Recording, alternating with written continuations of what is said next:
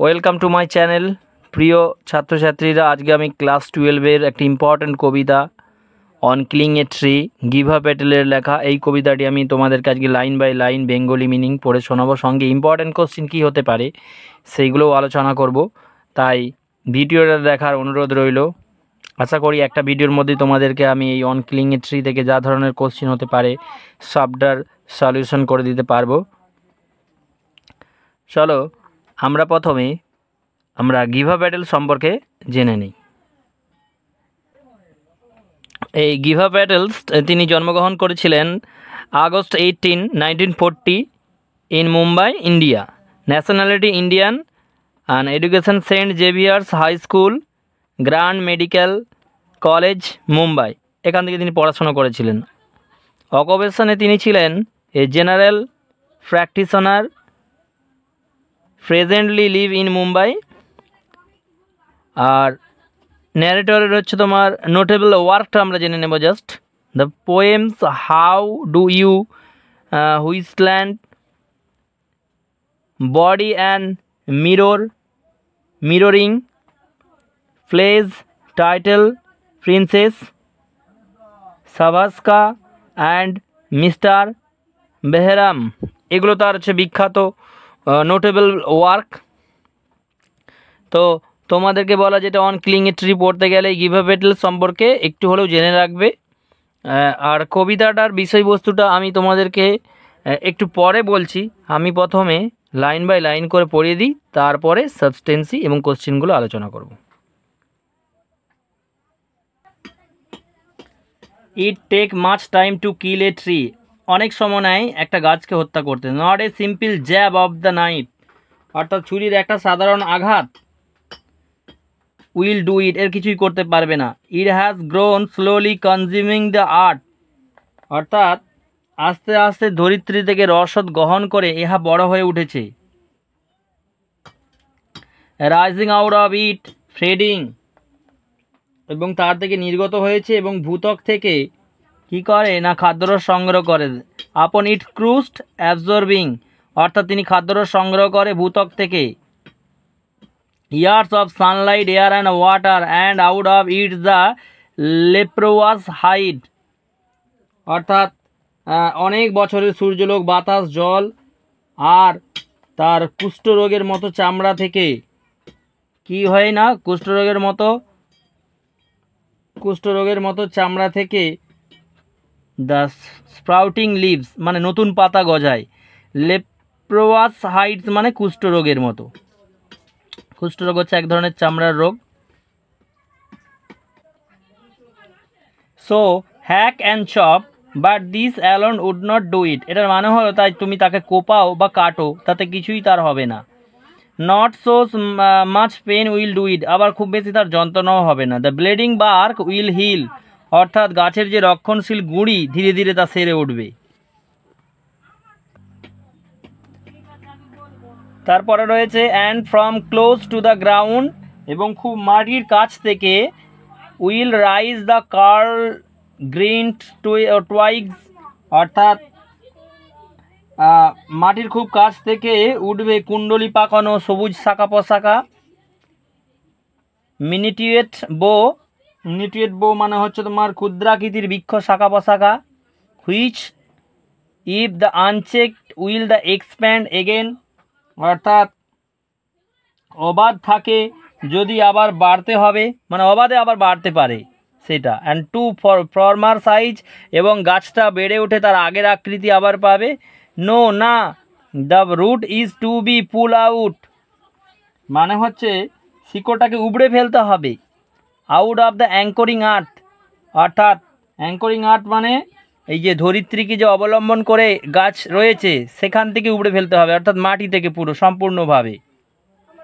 It is to be roped tied, অর্থাৎ রজুবদ্ধ, এটা বলতে যাচ্ছে মানে কি রজুবদ্ধ করতে হবে তাকে, টাই বাঁধতে হবে। And pull out the snap out, এবং একটা ঝটকা দিয়ে সেটাকে টেনে তুলে নিতে হবে। অর পুল আউট এন্টারলি, অথবা সম্পূর্ণভাবে তুলে নিতে হবে মাটি থেকে। Out from the earth cave মানে এই যে পৃথিবীকে যে অবলম্বন রয়েছে সেখান থেকে। অ্যান্ড দ্য স্ট্রেংথ অর্থাৎ মাটির নিচে থেকে এক কথায় বলতে গেলে, and the strength of the tree expose, তবে এই গাছটির শক্তি কিন্তু এক্সপোজ মানে এখানে অনাবৃত, অর্থাৎ গাছটা তার প্রয়োজনীয় রসদ এসব সংগ্রহ করতে ব্যর্থ হবে। To source white and wet, আর এর যে সোর্স যা অবলম্বন করে বেঁচে রয়েছে মাটিতে অংশে যেটা রয়েছে সেটা আর কি কী হবে, সাদা হবে, হোয়াইট অ্যান্ড দ্য ওয়েট, সাদা এবং অনেকটা ভেজা হবে। দ্য মোস্ট সেন্সিটিভ, এটা হচ্ছে গাছের সবথেকে মোস্ট সেন্সিটিভ পার্ট, হিডেন যেটা লুকায়িত থাকে, for years inside the earth, মাটির নিচে বছরের পর বছর। তারপরে দেন দ্য মেটার, তারপরে ব্যাপারটা হবে কি না, অফ দ্য স্কোরচিং অ্যান্ড দ্য স্টোকিং, তারপরে এটা শ্বাসরোধ করা হবে এবং এটাকে রোদে শুকনো করা হবে। ইন সান অ্যান্ড এয়ার, বাতাস এবং রোদের মধ্যে থেকে। ব্রাউনিং, হার্ডেনিং, অর্থাৎ শুকানো হবে, আর হার্ডেনিং মানে সেটা আরও শুকনো হয়ে গেলে গাছের যে ডাল সেগুলো শক্ত হয়ে উঠবে। টুইস্টিং, উইদারিং, অর্থাৎ সেটা কি হবে না, সেটা বেঁকে চুরে যাবে আর নির্জীব হয়ে পড়বে। উইদারিং মানে নির্জীব হয়ে পড়বে। অ্যান্ড দেন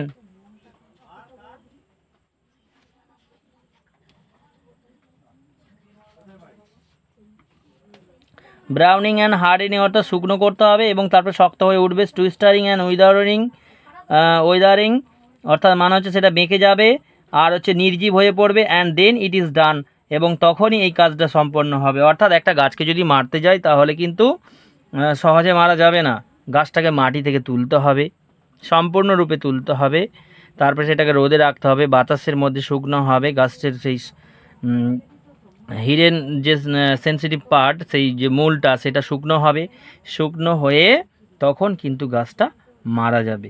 আর যদি সেই গাছের কোনো শিকড় ভেতরে রয়ে যায় তাহলে সে আবার ফর্মার সাইজ, অর্থাৎ আগে যেরকম ছিল সেরকম হয়ে উঠবে। তোমরা দেখবে যে কোনো গাছের যদি গোড়া থেকে কেটে দেওয়া হয় তারপরে সেখান থেকে আবার দেখবে ছোটো ছোটো ডালপালা বেরিয়ে গাছ হয়ে যায় আবার আগের সাইজ, যদি সেটাকে যত্ন করে করা হয়। তাই এটাই বলেছে, ভেরি ইম্পর্ট্যান্ট একটা পোয়েম। আমি বলবো প্রত্যেকটা ছেলেমেয়েরই এটা থেকে অন্তত চুজ করে কোশ্চেন লেখা ভালো, এখান থেকে তুমি নিজেও কিছু লিখতে পারবে। এবার আমরা এই কবিতাটার একটু আমরা সাবস্টেন্সিটা পড়ে নেব আর বাংলায় বলবো, তোমরা জাস্ট শুনবে। তো একটা গাছকে আমরা সাবস্টেন্সি অফ দ্য পোয়েমটা বলছি। একটা গাছকে মারা অতি দুরূহ বা সময় সাপেক্ষের কাজ। একটা গাছকে ততটা সহজে মারা যায় না যত সহজে সম্ভবত একজন মানুষকে মারা হয় একটা সামান্য ছোড়ার সাহায্যে। একটা গাছে বছরের পর বছর ধরে বেড়ে ওঠে, প্রাকৃতিক রসদ সংগ্রহ করে এবং বিশাল শক্তিশালী জীবন্ত এক সত্তায় পরিণত হয়। একে ভূপতিত করতে দরকার এবং কোপানো আর কুড়োলের ঘায়ের এক দীর্ঘক্ষণ ব্যাপী নির্মম প্রচণ্ড প্রয়াসের দরকার। তাও এতে অত্যাচার এবং যন্ত্রণা ভোগ করার পরও গাছটি মরতে অস্বীকার করে। সে নিজেকে সারিয়ে তুলে আর তার আহত শরীর থেকে তাজা সবুজ শাখা প্রশাখা উৎপন্ন করে এবং আবারও বেড়ে ওঠে। তাই একে দড়িতে জড়াতে হবে, বাঁধতে হবে আর পুরোপুরি উবড়ে ফেলতে হবে, মাটি থেকে অনাবৃত করে দিতে হবে লুকিয়ে থাকা স্পর্শকাতর তার জীবনের উৎস সাদা ভেজা শিকড় বাকড়, যা ধরিত্রী বহু বছর ব্যাপী সুরক্ষিত রেখেছিল রোদ আর হাওয়ায়।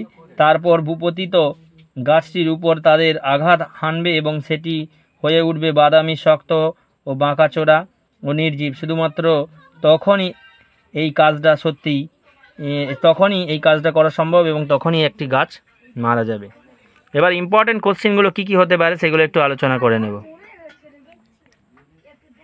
তো দেখতে পাচ্ছ যে একই কোশ্চিন বারবার ঘুরে এসেছে। কোশ্চিনটা হচ্ছে কি, it take much time to kill a tree, why does it make much time to kill a tree, according to the poet, how is the free final the killed. আর ওই এটাই আবার ঘুরে ঘুরে রয়েছে, তোমরা দেখতে পাচ্ছ। তো এই কোশ্চিনটা তোমাদের জন্য ইম্পর্টেন্ট।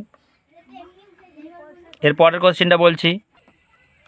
পরের কোশ্চিনটা দেখতে পাচ্ছ যে and then it is done. এই কোশ্চেনটা যে 2020 সালে পড়েছিল, সুতরাং এই কোশ্চেনটাও ইম্পর্টেন্ট 2025-এ যারা উচ্চ মাধ্যমিক দেবে। এর পরের কোশ্চেনটা দেখাচ্ছি। এরপরে 19 সালে একটা কোশ্চেন পড়েছিল, এই যে কোশ্চেনটা তোমরা দেখতে পাচ্ছ, how does the poet describe the growth of a tree over the year. এই কোশ্চেনটাও কিন্তু খুব ইম্পর্টেন্ট। এই কোশ্চেনগুলো যে বললাম, এই কোশ্চেনগুলোর সাথে সাথে তোমরা কিন্তু অল এমসিকিউ, এখান থেকে এমসিকিউ একটাও ছাড়বে না, এমসিকিউ এবং এসএকিউ বেশ কিছু বেছে বেছে তোমরা পড়ে নেবে আর দেখবে এখান থেকে তুমি লিখতে পারবে। আর হ্যাঁ, এই কবিতা থেকে পড়াতে গিয়ে তোমাদেরকে আমি যেটা বলতে চাই যে এখান থেকে এই কবিতা থেকে যে কবিতা যে সাবস্টেন্সি অফ দ্য পোয়েম, এই সাবস্টেন্সি অফ দ্য পোয়েমটা তোমরা ভালো করে পড়ে নেবে, সাবস্টেন্সি অফ দ্য পোয়েমটা পড়ে নেবে। এইখান থেকেও তুমি কিন্তু চাইলে বানিয়েও লিখতে পারো। তো আজকে ভিডিওটা এতটাই। ভালো লাগলে তোমরা একটা লাইক, শেয়ার, কমেন্ট করে দিও। Thank you for watching my video.